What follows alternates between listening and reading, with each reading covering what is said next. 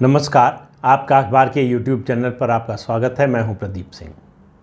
उत्तर प्रदेश विधानसभा का चुनाव हारने के बाद से अखिलेश यादव के साथ अच्छा अभी तक कुछ भी नहीं हुआ है। उनको पता नहीं इस बात का एहसास है कि नहीं, लेकिन सोमवार को मोहम्मद आज़म खान ने रामपुर में जो कुछ बोला उसके जरिए उन्होंने अखिलेश यादव को उनकी हैसियत बता दी। अखिलेश यादव और आज़म खान के बीच संवाद की कमी, संबंध खराब, नाराज़गी, इन सब बातों की चर्चा पिछले काफ़ी समय से हो रही थी, ख़ास तौर से जब से आज़म खान जेल से छूट कर आए। इस बीच में वो दिल्ली में आए, एक अस्पताल में, निजी अस्पताल में भर्ती हुए इलाज के लिए, तो अखिलेश यादव आए, वहाँ लंबी बातचीत हुई। कुल मिलाकर संकेत ये है, बार बार आज़म खान ये संकेत दे रहे हैं अखिलेश यादव को कि मुझे तुम्हारी ज़रूरत नहीं है, तुम्हें मेरी ज़रूरत है। इस बात का एहसास वो बार बार करा रहे हैं। वो लखनऊ गए, अखिलेश यादव से नहीं मिले। वो लखनऊ गए, मुलायम सिंह यादव से नहीं मिले। और आप देखिए, विधानसभा गए, उसके बावजूद जो है मिलने नहीं गए उनसे। विधानसभा सदस्य की शपथ ली उन्होंने। और उसके अलावा जो सोमवार को उन्होंने प्रेस कॉन्फ्रेंस में कहा, आप देखिए, मुझे याद नहीं है कि समाजवादी पार्टी के इतिहास में आज तक कभी ऐसा हुआ हो कि उपचुनाव का, लोकसभा उपचुनाव का प्रत्याशी, कोई भी प्रत्याशी वैसे तो, लेकिन लोकसभा उपचुनाव का प्रत्याशी लखनऊ में पार्टी दफ्तर से जारी न होकर, पार्टी के जो आधिकारिक व्यक्ति है वो जारी न करे, और मोहम्मद आज़म खान, जो शायद मुझे नहीं लगता कि कोई किसी पद पर हैं समाजवादी पार्टी में इस समय, उन्होंने जारी किया। रामपुर में उम्मीदवार कौन होगा लोकसभा का, ये फैसला अखिलेश यादव को करने का हक नहीं है, अधिकार नहीं है, उनके बस में नहीं है। ये संदेश आज़म खान ने दिया। उन्होंने कहा, मैं उम्मीदवार तय करूँगा, मेरी सीट है, मेरा ज़िला है, मेरा गृहनगर है, यहाँ से कौन उम्मीदवार होगा, जिसको मैं घोषित करूँगा उसे समाजवादी पार्टी को अपना सिंबल देना पड़ेगा। तो उन्होंने आसिम रज़ा, अपने करीबी जो हैं, उनके लंबे समय से करीबी रहे हैं, उनको लोकसभा उपचुनाव में उम्मीदवार घोषित किया। और उन्होंने बड़ा स्पष्ट रूप से कहा, मीडिया को सुनाने के लिए कहा और किसी को संदेश देने के लिए कहा कि अपनी पत्नी को चुनाव नहीं लड़ा रहा हूँ। क्या संदेश है इसका? आज़म खान ने कहा कि मैं परिवारवाद के चक्कर में नहीं हूँ, जबकि ये मेरी खाली हुई सीट है, मैं इस पर अपनी पत्नी को लड़ा सकता था, कोई एतराज़ नहीं करता। और उनका नाम चल भी रहा था, उनके नाम से फॉर्म भी खरीदा गया था। और ये संदेश है अखिलेश यादव के लिए। उन्होंने आजमगढ़ से धर्मेंद्र यादव, अपने चचेरे भाई को टिकट दिया है कि उन्होंने नाम नहीं लिया अखिलेश यादव का, किसी का नाम नहीं लिया, लेकिन ये संदेश दिया कि परिवारवाद से उठ नहीं पा रहे हो, मुझे देखो, मैं इतनी यातनाएं झेल कर आ रहा हूँ। और उन्होंने जेल में उनके साथ कैसा समय गुजरा, क्या उनके अनुभव रहे, इस पर बड़े विस्तार से उन्होंने बात की। उन्होंने बताया कि उस कोठरी में बैठे हुए लगता था कि कब सुबह, लगता था कि कब शाम हो, रात हो, रात को लगता था कब सुबह हो। और इस सब के वो संदेश, ये अपना दुख बयान इसलिए नहीं कर रहे थे कि बताना चाहते थे कि उनको क्या तकलीफ़ हुई इन 2.25 सालों में जेल में रहते हुए। वो बताने की कोशिश कर रहे थे कि जो हमारे हितैषी बनते हैं, जिनके लिए हमने पूरी ज़िंदगी काम किया, उन्होंने हमारी सुध नहीं ली, पूछने नहीं आए कभी, मेरी सुविधा का, मेरे कष्ट के बारे में कोई जानकारी नहीं ली। कोरोना के दौरान का भी उन्होंने जिक्र किया कि अकेला ही बचा मैं इस वार्ड में, मेरे सामने से रोज़ लाशें जाती थीं, ऐसे दौर से गुजर कर आया हूँ। तो आज़म खान ने ये मुनादी कर दी है, ऐलान कर दिया है, घोषणा कर दी है कि समाजवादी पार्टी छोड़कर नहीं जा रहे हैं। उनको भी मालूम है समाजवादी पार्टी के अलावा उनके लिए कोई जगह है नहीं। तो समाजवादी पार्टी छोड़कर नहीं जा रहे हैं, लेकिन समाजवादी पार्टी में अपनी शर्तों पर रहेंगे। उन्होंने कहा कि ये सिर कभी किसी के आगे झुकेगा नहीं, और अगर कभी ऐसी नौबत आए कि सिर झुकाने की नौबत आए, सिर झुकाना पड़े, तो उससे अच्छा होगा सिर कट जाए। तो अब इसके बाद से अखिलेश यादव और उनके कैंप से सन्नाटा है। किसी ने कोई प्रतिक्रिया नहीं दी, किसी का कोई बयान नहीं आया। रामपुर का उपचुनाव इस बार ज़्यादा दिलचस्प होने वाला है, क्योंकि पिछली बार 2019 में जब लोकसभा के चुनाव हो रहे थे उस समय भी जेल से लड़े थे आज़म खां। तो एक सिंपैथी थी मुसलमानों के बीच में कि जेल में है, बीजेपी की सरकार ने जेल में डाला है, इसकी सिंपैथी थी। उसके अलावा बहुजन समाज पार्टी के साथ अलायंस था, तो बहुजन समाज पार्टी के जो समर्थक थे उनका भी वोट था। और आज़म खां लगभग, जहाँ तक मुझे इस समय याद आ रहा है, 2.25 लाख वोटों से जीते थे। इस बार ना आज़म खां लड़ रहे हैं, ना उनके परिवार से कोई लड़ रहा है, उनका करीबी आदमी लड़ रहा है। और बीजेपी ने जिसको उम्मीदवार बनाया, घनश्याम लोधी, वो चारों तरफ परिक्रमा करके आए। उनके राजनीतिक जीवन की शुरुआत प्रदेश के पूर्व मुख्यमंत्री और भाजपा के वरिष्ठ नेता कल्याण सिंह के साथ शुरुआत हुई थी। कल्याण सिंह के साथ रहे, उसके बाद वो कल्याण सिंह को छोड़कर बसपा में चले गए, बसपा को छोड़कर फिर समाजवादी पार्टी में चले गए। और 2014-2019 के दोनों लोकसभा चुनाव में उन्होंने समाजवादी पार्टी के लिए प्रचार किया रामपुर में। वो मोहम्मद आज़म खां के बहुत करीबी बन गए, लेकिन 2022 के विधानसभा चुनाव से पहले वो फिर वापस बीजेपी में आ गए। आने के बाद बीजेपी ने उनको उम्मीदवार बनाया है, वो उसी इलाके के हैं। लोध समाज में उनकी अच्छी पकड़ है, लेकिन रामपुर का चुनाव इस जाति के आधार पर नहीं होता, सीधे सीधे धार्मिक बंटवारा होता है। अगर हिंदू ध्रुवीकरण हुआ तो बीजेपी का उम्मीदवार जीतेगा, नहीं तो किसी हालत में नहीं जीतेगा। यहाँ लंबे समय तक नवाब रामपुर घराने के लोग और कांग्रेस के उम्मीदवार जीतते रहे। 1998 में पहली बार मुख्तार अब्बास नकवी बीजेपी के यहाँ से चुनाव जीते थे, लेकिन सरकार गिर गई। 99 में फिर चुनाव हुआ और मुख्तार अब्बास नकवी हार गए। यहाँ से कांग्रेस की बेगम नूर बानो जीती। उसके बाद 2004 और 2009, 2004 और 2009 में जया प्रदा समाजवादी पार्टी की जीती। 2004 में मोहम्मद आज़म खां के समर्थन से समाजवादी पार्टी में ही थे, और 2009 में मोहम्मद आज़म खां के पूरे विरोध के बावजूद जीती। और 2009 में घनश्याम लोधी भी चुनाव लड़े थे बसपा से, वो तीसरे नंबर पर रहे थे।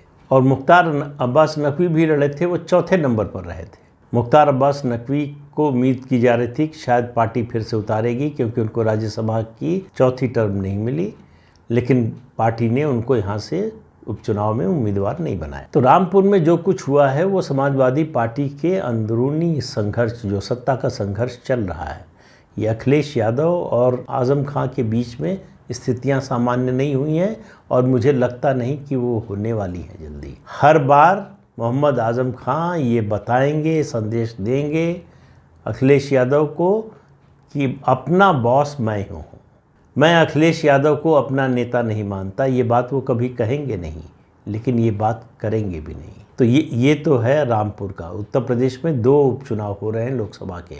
ये रामपुर का उपचुनाव हो रहा है कि मोहम्मद आज़म खान ने विधानसभा की सीट जीतने के बाद लोकसभा से इस्तीफा दे दिया, इसलिए हो रहा है। दूसरा चुनाव आजमगढ़ में हो रहा है, जहाँ से अखिलेश यादव लोकसभा सदस्य थे, 2019 में जीते थे, अब विधानसभा में चुनकर आ गए हैं, विधायक हो गए हैं, तो इस्तीफा दे दिया है। रामपुर अखिलेश यादव का वहाँ कोई बस नहीं है। मुझे नहीं मालूम कि वो चुनाव प्रचार के लिए भी जाएंगे कि नहीं जाएंगे। आजमगढ़ उनके परिवार का एक तरह से गढ़ रहा है, भले ही चुनाव जो है परिवार के लोग न लड़ते रहे हों। 2014 में मुलायम सिंह यादव लड़े, और मुलायम सिंह यादव भी जैसे तैसे जीते थे। पैसा पानी की तरह बहाया गया, तब मुलायम सिंह यादव जीत पाए थे 2014 में। 2019 में अखिलेश यादव जीते, तो उसमें सबसे बड़ी भूमिका मायावती की रही। 2019 में सपा और बसपा का अलायंस था, तो मायावती के वोट जो है, बसपा के वोट अखिलेश यादव को मिले। निरहुआ यहाँ से जो है पिछली बार 2019 में बीजेपी के कैंडिडेट थे, लोक गायक हैं, लोकप्रिय हैं, और 2019 के बाद से लगातार कॉन्स्टिट्यूंसी में बने हुए हैं। अखिलेश यादव इन 3 सालों में विधानसभा चुनाव के चुनाव प्रचार को छोड़ दें तो 1 या 2 बार आए हैं आजमगढ़। इससे आप अंदाज़ा लगा सकते हैं। हालांकि विधानसभा चुनाव में ज़िले की 10 की 10 सीटें समाजवादी पार्टी जीती, और उसकी जीत में फिर बड़ी भूमिका बसपा की रही। बसपा को इन सब लगभग सभी सीटों पर करीब करीब 40,000 वोट मिले हैं उसके उम्मीदवारों को। ये जो वोट बसपा को गए उसकी वजह से बीजेपी कई सीटें हार गई। तो 2019 का जो समीकरण था वो टूट चुका है। अखिलेश यादव खुद यहाँ से चुनाव लड़ नहीं रहे हैं, काफ़ी उहापोह रहा। चर्चा पार्टी में बहुत ज़्यादा थी कि यहाँ से डिम्पल यादव को लड़ाया जाएगा, लेकिन मुझे लगता है कि अखिलेश यादव की हिम्मत नहीं हुई। उसकी वजह है लड़ाने का जो विचार था कि उनको मालूम है कि अब कन्नौज से वो डिम्पल यादव को कभी चुनाव नहीं जिता सकते, वहाँ परिस्थितियाँ पूरी तरह से बदल चुकी हैं। तो आजमगढ़ को परिवार का जो है गढ़ बनाकर रखना चाहते थे। सवाल ये है कि क्या ये गढ़ टूटेगा। शुरू में चर्चा ये हुई कि दलित नेता बलिहारी बाबू के बेटे सुनील आनंद को यहाँ से टिकट दिया जाएगा, जिससे दलित वोटों में सेंध लगाई जा सके। लेकिन फिर ये हुआ कि फिर परिवार से बाहर चली जाएगी सीट। डिम्पल यादव के हारने का जोखिम अखिलेश यादव नहीं उठाना चाहते थे। उनको लग रहा था कि अगर डिम्पल यादव को यहाँ से लड़ाया तो बीजेपी और बीएसपी मिल जाएंगे डिम्पल यादव को हराने में, और डिम्पल यादव का यहाँ से हारना ये अखिलेश यादव के लिए बड़ा सेटबैक होता। तो अब धर्मेंद्र यादव को दी गई है। धर्मेंद्र यादव भी जो है वो इस शर्त पर आए हैं, उनकी शर्त थी कि भाई 2024 में भी उनको यहीं से लड़ाया जाएगा। लेकिन मुझे लगता नहीं, 2024 में निश्चित रूप से अखिलेश यादव की कोशिश होगी कि डिम्पल यादव को यहाँ से चुनाव लड़ाया जाए। लेकिन 24 तो बाद में है, अभी 2 साल है, क्या होगा क्या नहीं होगा। अभी जो परिस्थिति बनी है उसमें बसपा के गुड्डू जमाली स्थानीय नेता हैं, लोकप्रिय नेता हैं। बसपा इस चुनाव को बड़ी गंभीरता से लड़ रही है। बसपा ने कह दिया कि वो रामपुर का चुनाव नहीं लड़ेगी। देखिए, कई बार जो है पार्टियों को कहा जाता है कि इनकी बी टीम है, इनको फ़ायदा पहुंचाने के लिए, लेकिन ऐसा तो हो नहीं सकता कि पार्टी खुद न लड़े इस आरोप की वजह से। लेकिन मेरा मानना है कि रामपुर में नहीं लड़ने से बसपा के और आजमगढ़ में लड़ने से दोनों जगह भारतीय जनता पार्टी का फ़ायदा है। अगर रामपुर में मायावती अपना उम्मीदवार खड़ा करती तो जाहिर है कि बंटवारा हिंदू वोटों में ही होता। रामपुर में बीएसपी के कैंडिडेट को मुसलमान वोट मिलते, इसमें पूरी शंका है। मुझे नहीं लगता कि मिलता भी तो 1-2% से ज़्यादा नहीं मिलता। तो जो भी वोट मिलता वो हिंदुओं का मिलता।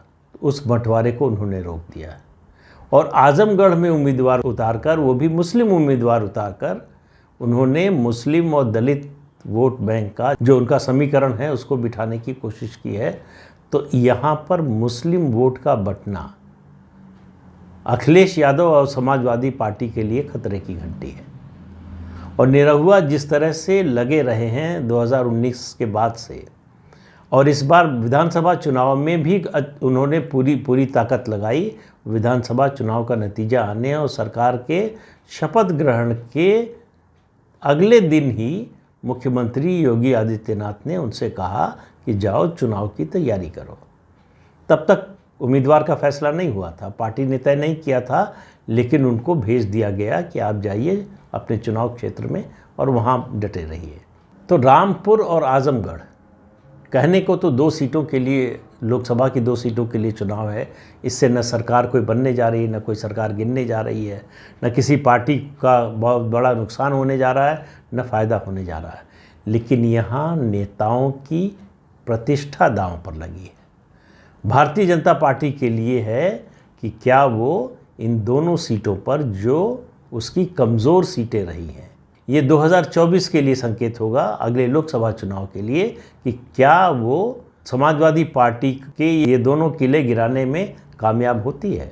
अगर रामपुर की सीट जीत जाती है बीजेपी तो ये अखिलेश यादव और आज़म खान दोनों के लिए सेटबैक होगा। तो उनके बीच के समीकरण फिर से निर्धारित होंगे। और आजमगढ़ जीत जाती है बीजेपी तो अखिलेश यादव के लिए बड़ा झटका होगा। फिर उनके पार्टी के अंदर से भी असंतोष के स्वर सुनाई देंगे। ये नहीं कह रहा हूँ कि पार्टी में कोई टूट होने जा रही है या कोई जो है पार्टी से कोई निकलने जा रहा है, इस तरह के नहीं। अखिलेश यादव की चुनाव जिताने की क्षमता पर सवाल उठने लगेगा कि अपना गढ़ भी अगर नहीं बचा सकते हैं तो फिर आगे क्या उम्मीद की जाए। और मैं फिर कह रहा हूँ, पहले भी कई बार कह चुका हूँ कि 2012 में मुलायम सिंह यादव ने चुनाव जिताकर उनको मुख्यमंत्री बनाया था। उसके बाद से 2014, 2017, 2019 और 2022 4 चुनाव हुए हैं, चारों अखिलेश यादव हारे हैं। इसलिए ये बाई इलेक्शन उनके लिए और इम्पॉर्टेंट है, लेकिन इम्पॉर्टेंट तो सबके लिए है, अखिलेश यादव के लिए ज़्यादा है।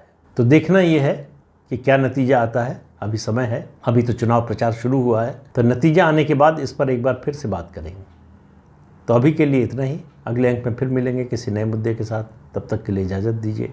आपसे अनुरोध है कि चैनल देखिए, शेयर कीजिए, लाइक कीजिए और सब्सक्राइब ज़रूर कीजिए। नमस्कार।